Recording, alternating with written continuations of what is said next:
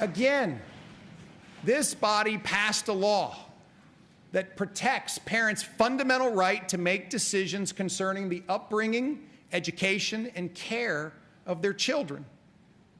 And healthcare workers should get to make those decisions too.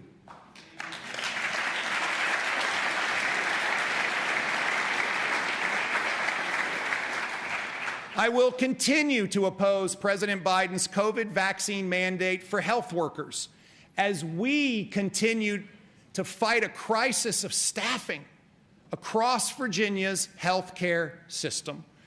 Our fight against COVID-19 will move forward based on this simple principle. We will protect lives and livelihoods.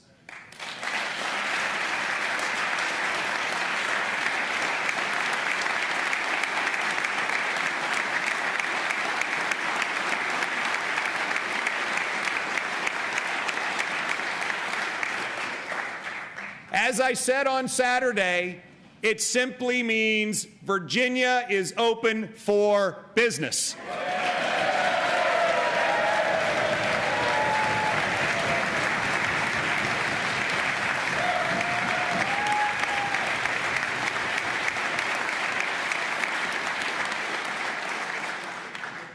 It also means the science since the beginning of the pandemic has not been static. We now have therapeutics, better testing protocols, and fortunately, a less severe variant. And of course, we have vaccines. It means educating our friends and neighbors and encouraging them to get the vaccine and the booster. There are 1.6 million unvaccinated Virginians today. And speaking to you as your governor, I'll never tell you what you must do. But speaking to you as your neighbor and your friend, I strongly encourage you to get the vaccine.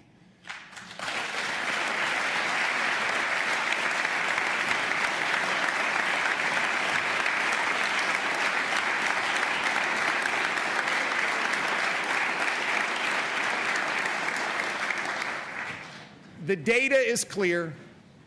People who do not get the vaccine are 4 times as likely to be hospitalized. The vaccine will not only help keep people out of the hospital, it will also keep people working, earning a paycheck, and growing our economy, something that has to remain a top priority for all of us. Our Day One plan will jumpstart jobs. We're going to repeal needless regulation. We're going to invest in job training. We're going to foster innovation, and we're going to win the competition for jobs and corporate relocations. I support a significant investment in megasites to make sure we don't lose. You bet. You bet.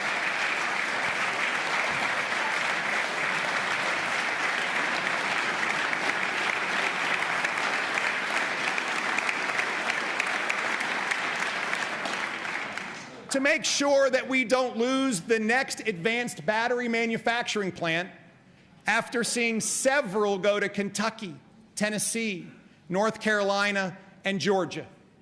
And while we're at it, let's broaden the baseball stadium authority to include football, and perhaps we'll get one of those too.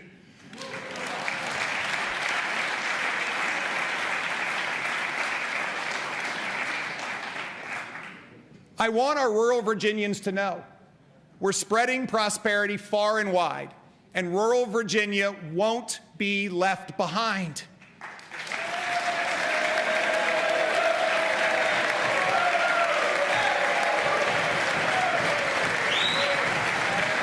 Here we go.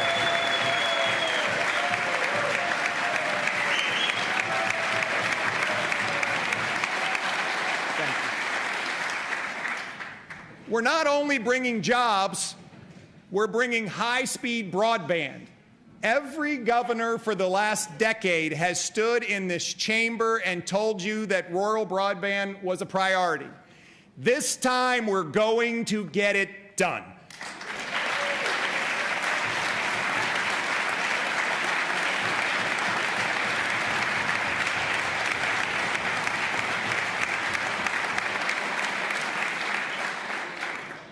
We're also going to make sure that key projects at our ports and our highways are completed. So the message is clear. If your cargo container ships are stuck off the coast of another state, come to Virginia.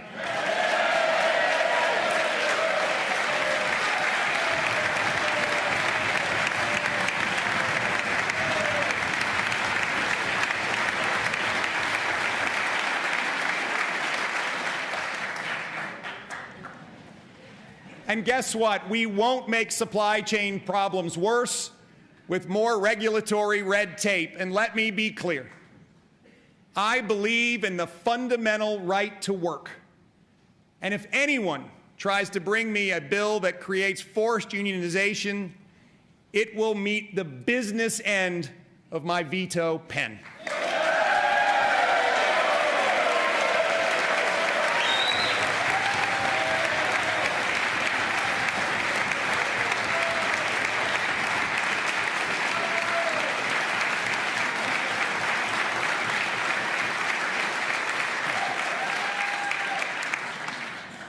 The states around us have created more jobs, grown their economies faster, and took steps years ago that we must take now. Lower taxes, business-friendly regulations, workforce development, and more. This is a real competition, and to win, we have to play to win. One of the other challenges businesses face, especially small businesses, is the high cost of providing health care for their employees. Over the last 3 years, you all sent the governor 8 versions of an association health plan bill to make it easier for workers to get health care. It was vetoed 8 times. Pass that bill again and I will sign it.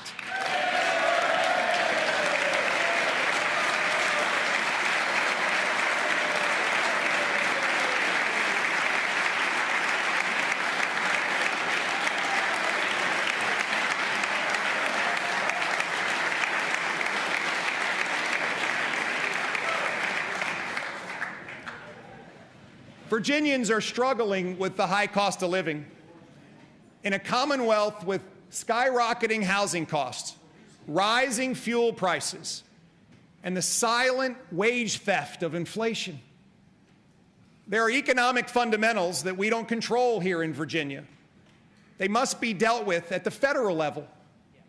But Washington continues to fiddle in the face of real supply chain challenges and allow our nation to be overly reliant on China for critical goods and services. But there is one vital thing we can do to help Virginians, and that is to remove some of the tax burden added on top of rising prices for groceries, gasoline, and housing. That's why I support suspending the recent gas tax increase for 1 year and fully eliminating the grocery tax immediately.